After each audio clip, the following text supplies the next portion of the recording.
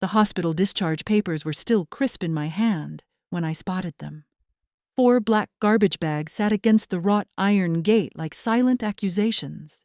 My daughter Anna stood with her husband Miguel, their faces mirroring the look they'd give a carton of spoiled cream. "You're getting too old, so it's time for you to find somewhere else to live," Miguel said, his tone coated with the polished charm he used on tricky clients at his furniture store. I stood there, fresh from kidney surgery, staring at my life packed into trash bags. The irony hit hard. At 72, I'd apparently become disposable, but being cast aside can be the spark you need. I glanced at Anna, the daughter I'd raised alone after her father passed, the one I'd put through college by pulling double shifts at the taqueria. The same Anna who'd moved into my house 14 months ago because her freelance graphic design gig was bleeding cash. Funny how her financial mess turned into my eviction notice. "Well," I said, my voice solid as stone, "I guess that's that." I gave a smile. Not the shattered grin of a broken woman, but the sharp one of someone who'd just glimpsed the truth. Miguel shifted, uneasy. He'd probably expected sobs or a scene to fuel their guilt. Instead, I walked to my car, opened the trunk, and started loading my life into my old Toyota Corolla. "Mama, hold on," Anna started, but my glare could have stopped a storm. "No need to explain, mija. You've made it perfectly clear I tossed the last bag in, surprised at how light 45 years of possessions felt when someone else decided what mattered. Driving off, I caught them in the rear view. Miguel was already on his phone, likely texting his buddies about solving the mother-in-law problem. Anna stood there, looking like she'd won a fight, but wasn't sure about the cost. Poor thing. Nothing ruins a day of playing house in a stolen home like the guilt of tossing out your own mother. 2 hours later, I was in a furnished one-bedroom I'd rented by the month, sifting through my new reality, bag by bag. That's when I found it. Tucked under some old rebozos Miguel had deemed too worn to keep. A business card I'd forgotten about, handed to me by Carmen Morales at the hospital gift shop, where I volunteered. Carmen, who'd launched her own company at 70 and was a multi-millionaire by 74. But that's a story for another day. Tonight, I had plans to make. 4 days after my daughter discarded me like yesterday's tortilla, I sat across from Carmen Morales in her sleek corner office, watching her pour tea from a set that probably cost more than Anna's monthly budget. "Luisa, querida," she said, her dark eyes sharp as obsidian behind stylish glasses. "You look like hell." I laughed. Actually laughed.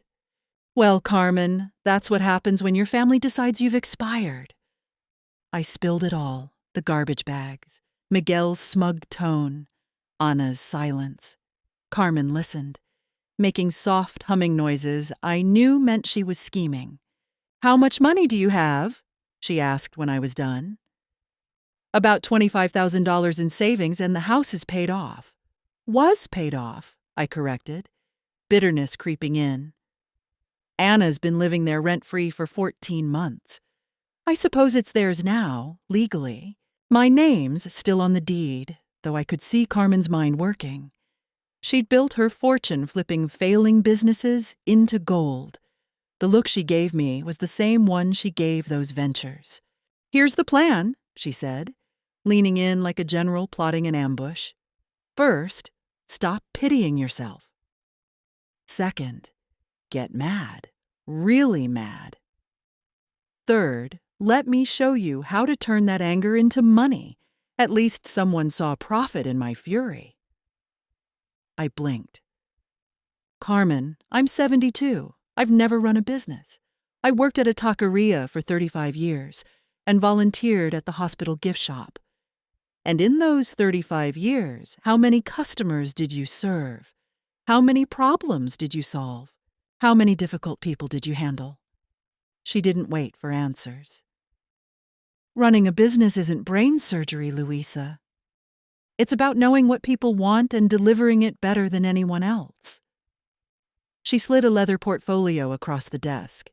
Inside were photos of a rundown plaza. Food service, she said. Not just any food. Authentic comfort food. The kind people pay top dollar for when they're too tired to cook. You want me to open a restaurant? I want you to start a movement. Her smile could have sliced steel. Think about it, Louisa. Who knows comfort food better than someone who's spent 35 years serving it? Who handles customers better than someone who's calmed hangry truckers at 2 a.m.? And who's got more drive than someone with nothing left to lose? Her plan was simple, but brilliant. Carmen would front the startup cash and business know-how. I'd bring the kitchen expertise and elbow grease. Profits would split 70-30 in my favor after she recouped her investment. But there was a catch, one that made my grin turn feral. We wouldn't open just anywhere. We'd set up shop right across from Miguel's precious furniture store. Now, Carmen said, pouring more tea, let's talk about making your daughter regret this. I was starting to love Carmen's version of strategy. The next morning, I drove to my old house to grab the mail they hadn't bothered to forward. Anna's Prius was gone. Probably at her co-working space where she sketched logos and sipped overpriced coffee with other creatives. Miguel's shiny Jeep was in the driveway, gleaming like his ego. I used my key, likely for the last time. The house smelled different.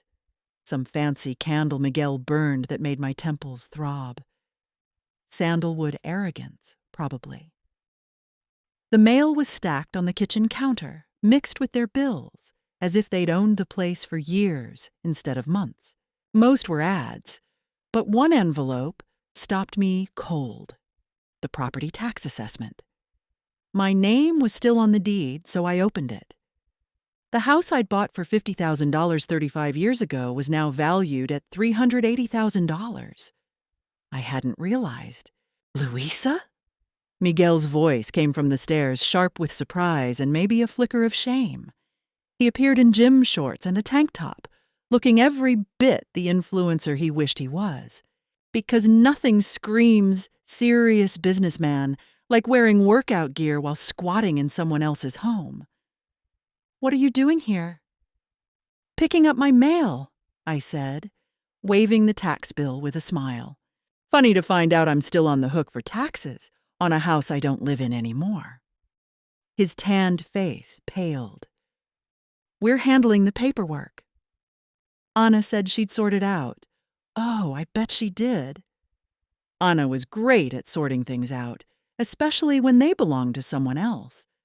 Like my house. Such a thoughtful girl. Miguel came down the stairs, cautious, like a coyote eyeing a trap. Louisa, I think there's been a misunderstanding. We just thought you'd be happier somewhere more suited for someone your age, Miguel said, his voice dripping with the kind of false concern that masks bad decisions. A classic dodge. When you can't justify your actions, call it a mix-up. You mean somewhere Anna didn't have to see me and be reminded her freelance gigs are tanking, while her 72-year-old mother covers her bills? I shot back. Direct hit. Miguel's polished facade cracked just enough to reveal the scheming beneath. It's not about money, Louisa, he said. But his eyes flicked away.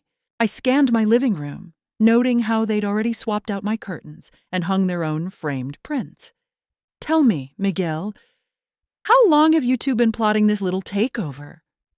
Before you moved in?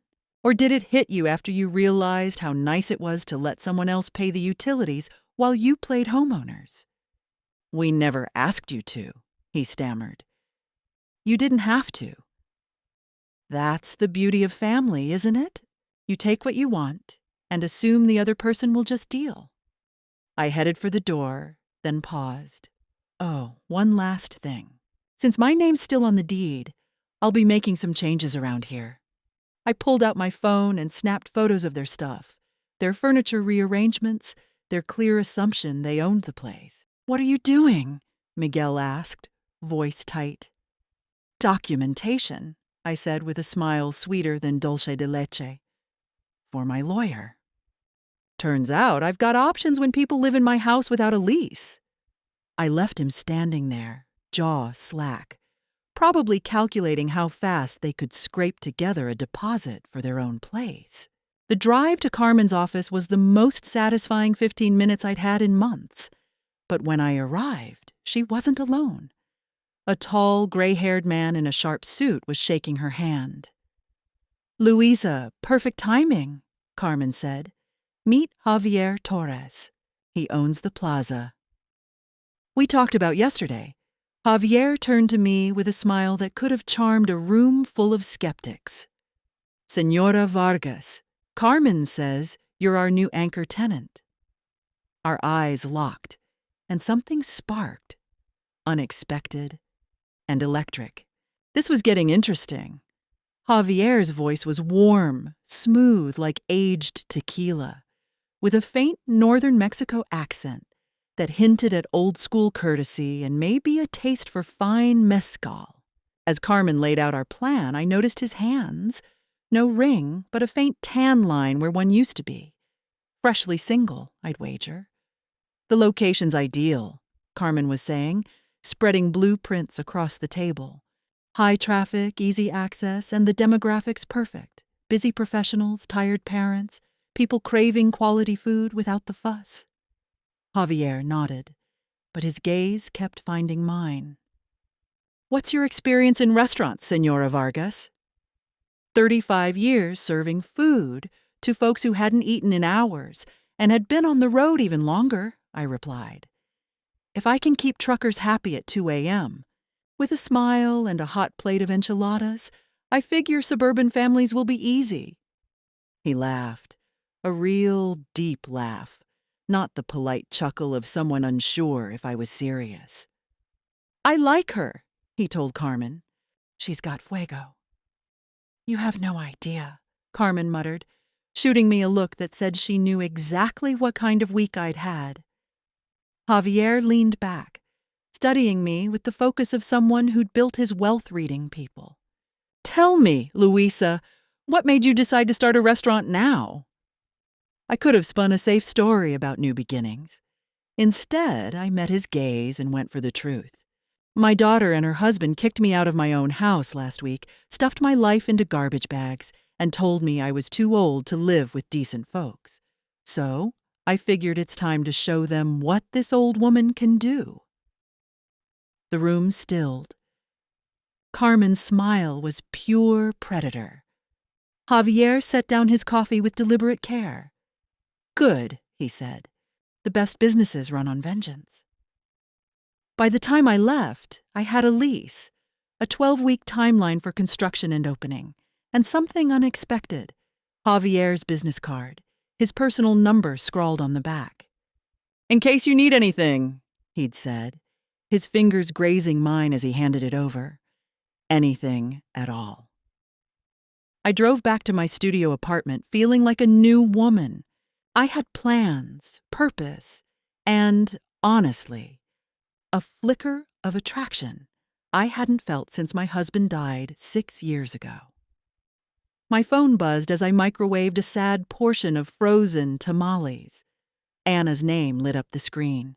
I let it go to voicemail, playing it on speaker while I ate. "Mama, it's me." "Miguel said you stopped by today, upset about some paperwork. Look, we need to talk. It's just a misunderstanding, and we can sort it out." Call me funny. How a calculated eviction became a misunderstanding once lawyers entered the picture. I deleted the message without finishing my meal. There was no misunderstanding, just a wake-up call. The difference mattered. The next morning, I was at the plaza, walking through my future restaurant with a contractor Carmen recommended. The space was bigger than it looked. 1,800 square feet. A compact kitchen. Room for about 50 seats. It needed work, but it had potential, as my abuela would have said. "We can have you ready in 12 weeks, the contractor said, tapping notes on his tablet. Full reno, kitchen gear, permits, health inspections, everything. Carmen's budget is solid. As he rambled about lighting and tiles, I stared out the front window. Across the street, Miguel's furniture store was opening. He was arranging a display of overpriced chairs, moving with the swagger of someone who thought he was building a legacy, not freeloading off mine. Perfect view, I thought. Nothing like a front row seat to watch justice unfold. Construction kicked off on a Monday, giving Miguel a prime view of my comeback. I was there every morning at 6:30, coffee in hand, watching workers rip out everything that didn't fit my vision, much like I was doing with my life. Javier dropped by most days, always with an excuse about checking plumbing or lease details. Today he brought lunch, real lunch, from a local taqueria, not the gas station burritos I'd been surviving on. "You don't have to feed me," I said, already digging into a perfect carne asada torta. "I know," he replied, sitting on a stack of drywall, "but I want to." There's a difference. We ate in easy silence as the crew worked around us. The space was taking shape. Warm, honey-toned wood was going down for the floors, a rich emerald paint chosen for the accent wall, and sleek industrial fixtures hung overhead, striking a balance between modern and timeless. "Tell me about your marriage," Javier said abruptly, then flushed, looking sheepish. "Sorry, that was forward." "No, it's okay," I said. "Eduardo died 6 years ago. Cancer. It was slow. Brutal. I didn't usually open up, but Javier's quiet intensity made it easier. He was steady, kind. We built a simple life together. Nothing flashy, just real." "That sounds good," Javier said, a touch of longing in his voice. "My wife left 3 years ago. Said I was too dull. Apparently, 35 years building a property empire wasn't thrilling enough. She wanted excitement, romance." He gave a sharp laugh. "She found it with my accountant. They're in Tulum now, living off what used to be half my money." "I'm sorry." "Don't be." Losing it all showed me what I really wanted. He glanced around the construction chaos with approval. "Speaking of, how's your daughter handling your new project?" I showed him my phone. 19 missed calls from Anna in the last 10 days. "She's persistent, I'll give her that." "You haven't talked to her?" "What's to say?" "She made her choice clear." "Now I'm making mine." I took a bite of the torta, the best thing I'd eaten in weeks. "Besides, I'm too busy building a business." Javier's smile was warm, unguarded. "You know what I think. Anna made the biggest mistake of her life underestimating you. That made 2 of us. I'd been selling myself short for years, too." That afternoon, Carmen arrived with a thick folder and a grin that could have warned off a jaguar. "My investigator's been digging into Anna's freelance business," she said, settling into my car's passenger seat, where we could watch the construction and talk privately. "It's worse than we thought. She's not just struggling, she's crashing hard. Owes money to clients, suppliers, even her old interns. Her business will be bankrupt in weeks." My stomach twisted. Part satisfaction, part sorrow. "How do you know this?" "I pay people to know things, and I've been considering investing in her field." Carmen's smile turned sharp. "Failing businesses can be gold if you know how to play it." The implications sank in slowly. "Carmen, what are you planning?" "Nothing shady, just justice." She pulled a document from her folder. "Anna's been using your house as collateral for her business loans." "Did you know?"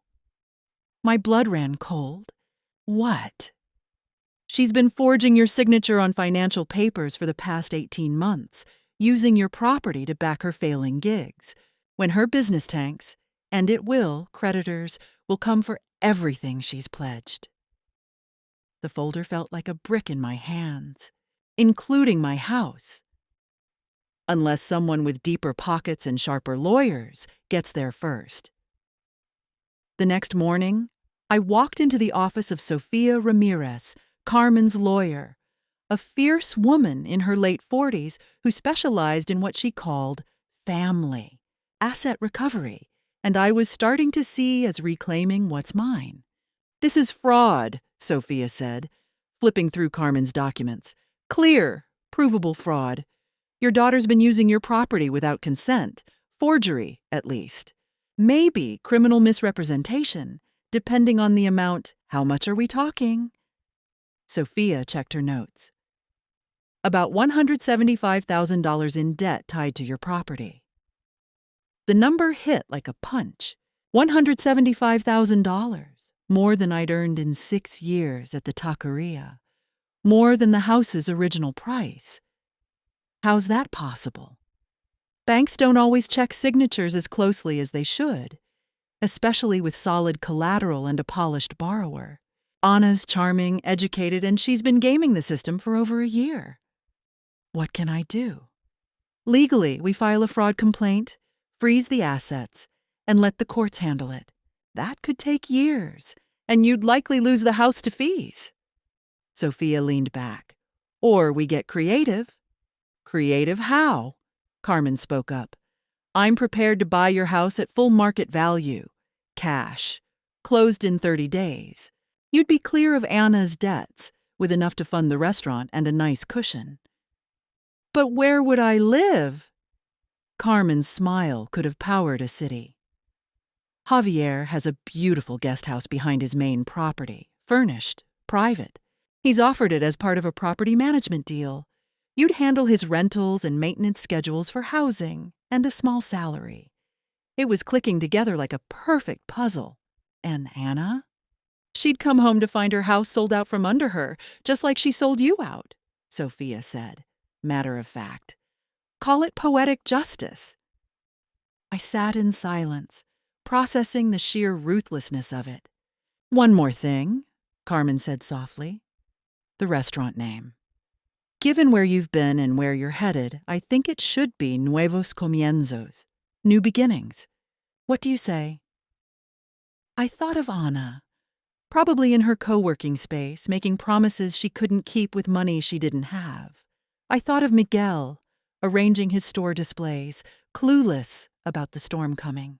I thought of the garbage bags, the cold dismissal, the betrayal of being deemed too old to matter. I think, I said, that's perfect. Sophia reached for her phone. I'll call the title company. Papers will be ready tomorrow. But as I nodded, my phone pinged with a text from Anna. Mama, please call me. It's urgent. Too late, I thought. Yet the desperate edge in her message made me wonder what else my daughter had up her sleeve. Knowing Anna, it was probably something that made forging my signature look like a clerical oversight. I called her back from Sophia's parking lot, with Carmen and Sophia as witnesses to whatever was about to unfold. She answered on the first ring. Mama, thank God, where have you been? I've been trying to reach you for days. Anna's voice had that shaky edge I remembered from her teenage years when she'd been caught sneaking out. I've been busy, Anna, building a life. You might want to try it, I said, putting the call on speaker so Carmen and Sophia could hear whatever excuse was coming. Look, I need to tell you something, and please don't lose it, okay? Her words spilled out in a rush. There might be some issues with the house paperwork. Some documents got mixed up when I was trying to manage your finances. Oh, how generous, managing my finances by stealing them.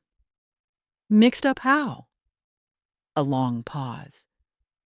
I might have used the house as collateral for some business loans, but it's temporary. Mama, my next project is about to land a big client, and I'll clear it all up in a few weeks. Used it how exactly? I pressed. Another pause. Longer. I signed some papers to secure funding. It was just to keep things going until... You forged my signature. I cut in, voice steady, but cold. Sophia raised an eyebrow.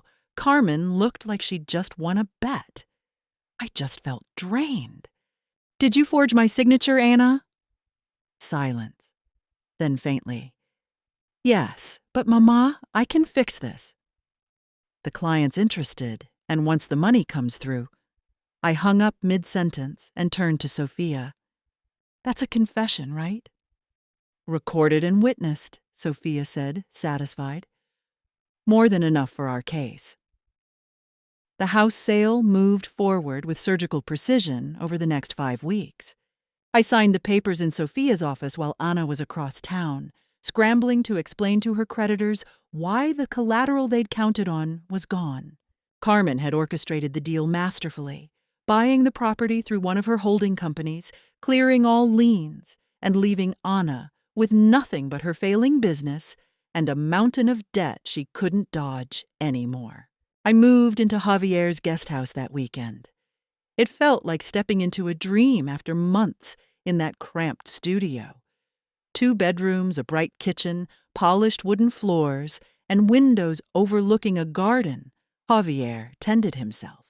He helped carry my boxes, which wasn't necessary, but gave us an excuse to linger together. The property management works light, he said as we unloaded my car. Just coordinating maintenance for my 4 rentals and handling tenant issues. Nothing too heavy. What's the catch? I asked. Good deals always had a hidden cost, in my experience. Javier leaned against the door frame, his dark eyes steady. No catch. Just company. Gets quiet here alone. Something warm stirred in my chest. Well, I make a mean café de olla, I said. He grinned. I was hoping you'd say that. The restaurant opened 12 weeks later on a cool November morning, every permit secured, every health code met. Carmen had invited half the city. Javier had roped in every business owner in the area. I'd timed the opening for Miguel's lunch break, ensuring he'd see my triumph. The first customer was Rosa Martinez, a 78-year-old retired teacher from Javier's neighborhood. She ordered the pozole special and swore it outdid her abuela's, which was saying something, considering her abuela fed a family of 10 through tough times. By noon, we had a line out the door, not just Carmen's friends, but real customers. People ordered seconds, asked about catering, snapped photos for social media. The register never stopped, and I smiled until my cheeks ached. Luisa, Carmen whispered during a brief pause, her eyes gleaming. See the woman in the blue jacket by the window? I glanced over. A sharp-looking woman in her 60s, photographing her tamales with professional care. Food critic Elena Cruz from Ciudad Sabor. Her reviews can make or break a place. Carmen was practically buzzing. She's been here 45 minutes. That's a good sign. Through the window, I saw Miguel in his store's doorway, staring at our crowd with a face like he'd swallowed a lime. A small part of me hoped Elena noticed the contrast. My packed restaurant, alive with happy customers, versus Miguel's empty showroom with its overpriced furniture and oversized ego. Poor guy. It must sting to see success bloom for someone you wrote off as useless. Javier appeared in the kitchen doorway, rolling up his sleeves. Need a hand? You don't cook, I teased, already tying an apron around him. Having him near felt right in a way that should have startled me, but didn't. I can follow orders, he said, nudging my shoulder. Tell me what to do. We worked the lunch rush like we'd been at it for years, not hours. Javier was surprisingly good at plating orders and tracking tickets, but more than that, he kept me laughing, even when orders piled up. Behind you, Hermosa, he murmured, passing with a stack of clean plates, and I blushed like I was 16. Elena left without a word, which Carmen said was normal. Her review would drop next week, but the day was a clear win. We served 112 customers, sold out of 4 dishes, and had bookings for the next 2 weekends. That night, as I tallied receipts, my phone rang. Unknown number. Nuevos comienzos, this is Luisa. Mama. Anna's voice was small, broken. I saw the restaurant on Instagram. It looks amazing. Thank you. I also got served papers today about the house. The fraud, Sofia Ramirez, is representing you. She is. A heavy silence stretched across the line, then softly, I'm sorry, Mama. I know it doesn't fix anything, but I'm sorry. I didn't mean for it to spiral like this. I glanced around my restaurant kitchen at the life I'd built from scratch at 72. You didn't mean for it to spiral, Anna. You meant to keep it hidden. That's not. She stopped herself. You're right. That's exactly what I meant. Are you calling to apologize or because you want something? Miguel left me, she blurted. This morning, said he couldn't stay with someone facing criminal charges. He took most of our stuff and went to his brother's. Well, well. Miguel's loyalty was as shallow as his commitment to paying his own way. Who could have predicted that? Oh, right, anyone with eyes. A pang of something like pity hit me. I'm sorry to hear that. Are you, though? Her laugh was sharp, bitter. Come on, Mama, you never liked him. I didn't dislike him, Anna. I just saw through him. I shut the cash drawer harder than needed. Did you call to make amends, or because you need something? I want to fix this. I want to make it right, then plead guilty to the fraud charges and pay back every cent of the $175,000 you stole. Then we can talk about amends silence. Then. The lawyers say if I plead guilty, I'll go to jail. Anna, you forged my signature and stole $175,000. Jail is where you belong. I hung up and locked the restaurant door. Across the street, Miguel's furniture store was dark, a for lease sign already up. Apparently, he'd bailed before Anna's legal mess could tank his reputation. Justice, I thought, walking to Javier's guest house, sometimes looks like a shuttered storefront and a stack of unpaid debts. The review dropped the next Wednesday. 5 stars and a write-up that painted me as a culinary savant, not a taqueria worker who'd learned to cook to survive.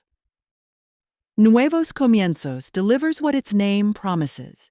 Elena Cruz wrote in Ciudad Sabor. A chance to savor comfort food, raised to an art form, served by people who know hospitality is more than just a meal. Carmen framed it and hung it by the entrance. Javier brought mezcal. The phone rang non-stop with reservations. I should have been celebrating, but I was in my guest house kitchen, staring at a forwarded letter from an unfamiliar law firm. It was from Anna's criminal attorney requesting a meeting to discuss mutually beneficial resolution options. Translation: they wanted a deal. Javier knocked on my door. Missed our evening walk, he said, then saw my expression. What's wrong? I handed him the letter. He read it twice, his face darkening. You're not considering this, are you? I don't know. I sank into a chair. She's my daughter, Javier. She betrayed me, stole from me. But she's still my daughter.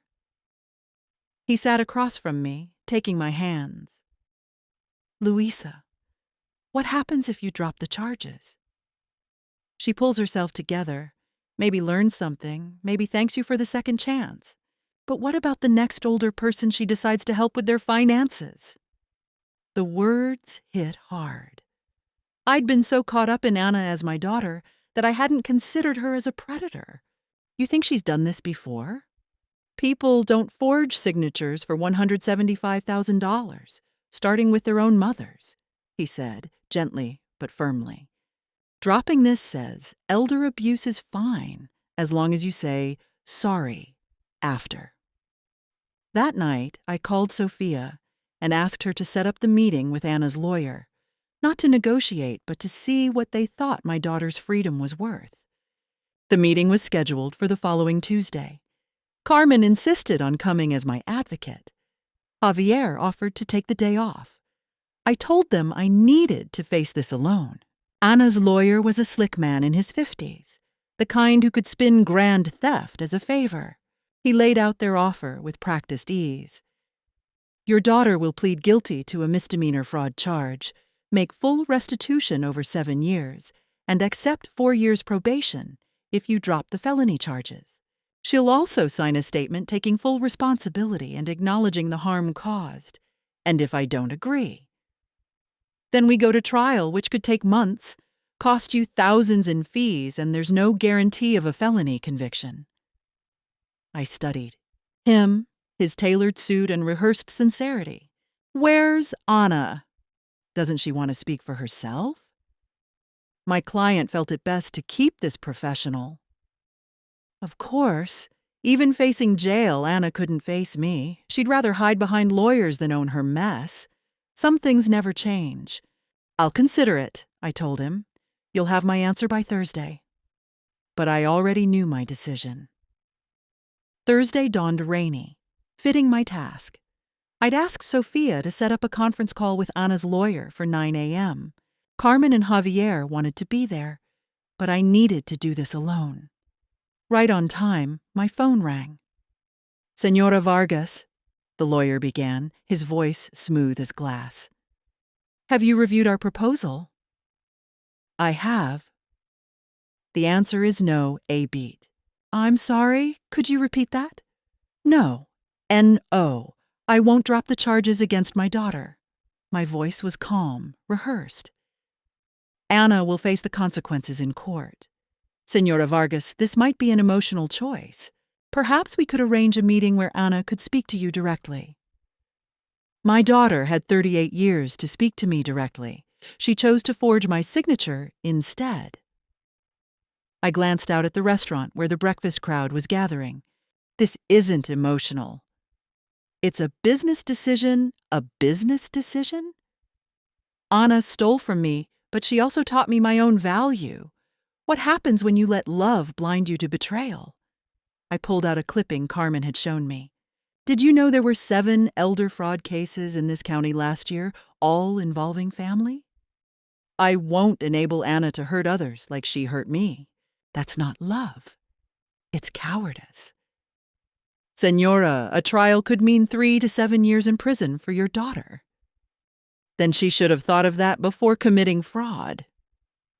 I hung up and called Sophia to confirm we were proceeding to trial. 15 minutes later, as I headed to the restaurant, Anna called.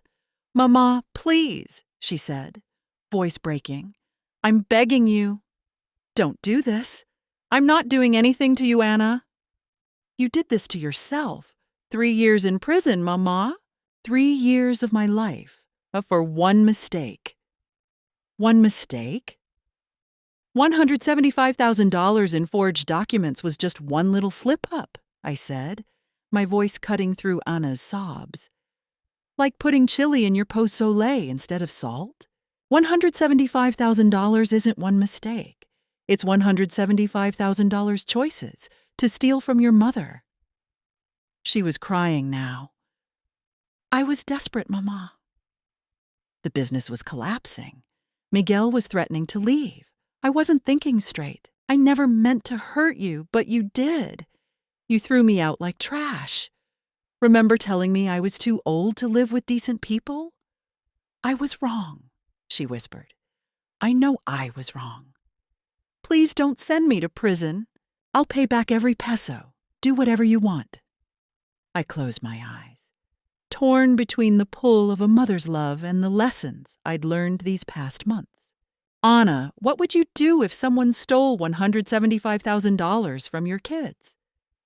That's different. How? Because... She couldn't finish. Because you think I don't matter as much. Because you think my money's just your inheritance. Because you think being my daughter gives you the right to take what you want. Silence stretched so long, I thought she'd hung up. I love you, Mama, she said finally.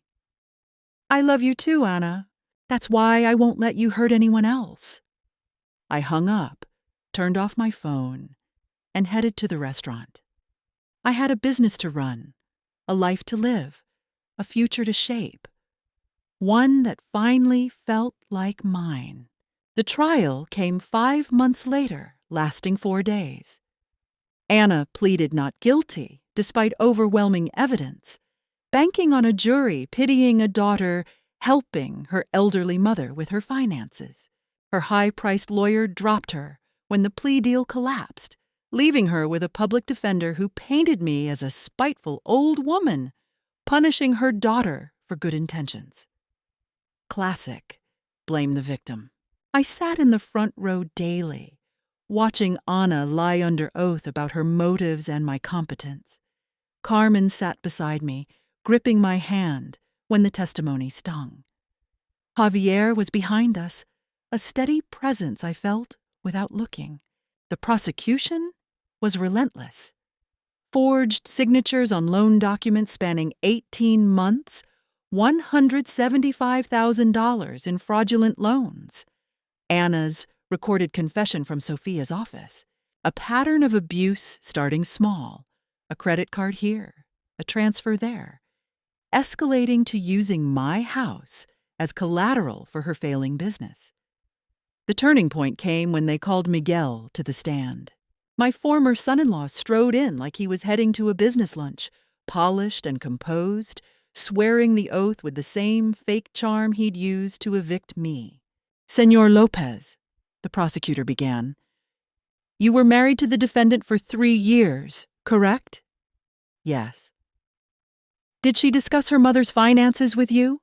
Miguel glanced at Anna, who stared at the table like it might save her. "Yes. She said her mother was sitting on a fortune and didn't even know it, that the house was worth a lot and Luisa was too old to care."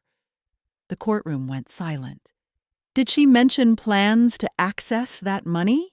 Miguel's facade cracked. "She said Luisa wouldn't live forever and someone had to manage her assets. That it was just speeding up what was coming. That it was hers to borrow since it'd be her inheritance anyway." My stomach lurched. Anna hadn't just stolen.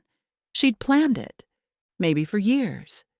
Carmen later explained Miguel got immunity for his testimony. He'd known about the fraud and stayed quiet, making him complicit. The prosecution gave him a choice: testify or face charges. The defense tried to soften the blow on cross-examination, but Miguel's words were too precise, too devastating. When he left the stand, he avoided Anna's gaze and mine, walking out like he was done with us both. The jury deliberated for under 3 hours, guilty on all counts. Anna got 5 years, with parole possible in 3. As they cuffed her, she looked at me, not with anger, but something like resignation. "I'm sorry, Mama," she said softly. "I know," I replied. "So am I." Outside, Carmen and Javier flanked me as reporters shouted about elder abuse and family betrayal. I ignored them, walking to Javier's car with my chin up. "How do you feel?" Carmen asked as we drove off. I thought hard. Sad, yes. Relieved. Absolutely. But something else, too. Something I hadn't felt in years. "Free," I said. "I feel free." That night, Javier and I sat on his porch, sharing a bottle of red wine, watching the stars. The restaurant was closed Mondays, giving us space to just be. "Any regrets?" he asked quietly. "No," I said, surprised it was true. "I regret Anna's choices, but not standing up for myself." Javier took my hand, his touch warm, grounding. "You're the strongest person I know, Luisa." I laughed. "Strong?" 5 months ago, I was living out of trash bags because I couldn't stand up to my own daughter. "No," he said firmly. 5 months ago, you were grieving, trusting, hoping your family would love you back. That's not weakness, that's human. Strength is what you did after they didn't. We sat in easy silence, watching lights flicker on in nearby homes. People living lives likely free of forged signatures and stolen homes. What a luxury, I murmured, trusting your family not to rob you. Javier shifted. I have something to tell you. My heart skipped. What? He pulled a small velvet box from his pocket, and my breath caught. I know it's only been 5 months. I know we're both still figuring things out. But Luisa, I haven't been this happy in years, and I don't want to waste time being cautious. He opened the box, revealing a simple emerald ring, elegant and timeless. I'm not asking for marriage tomorrow. I'm asking if you'll build what's next with me. I stared at the ring, then his face, then the ring again. 6 months ago, I was a discarded mother surviving on scraps of affection from people who saw me as a burden. Now, I was a thriving business owner, proposed to, by a man who saw my worth. Yes, I said, tears mixing with laughter. Yes, I'd love to build what's next together. As Javier slid the ring onto my finger, I thought of new beginnings, second chances, and how life could surprise you when you thought the story was done. I'd been wrong about many things, but right about one. Sometimes, the best revenge is living well.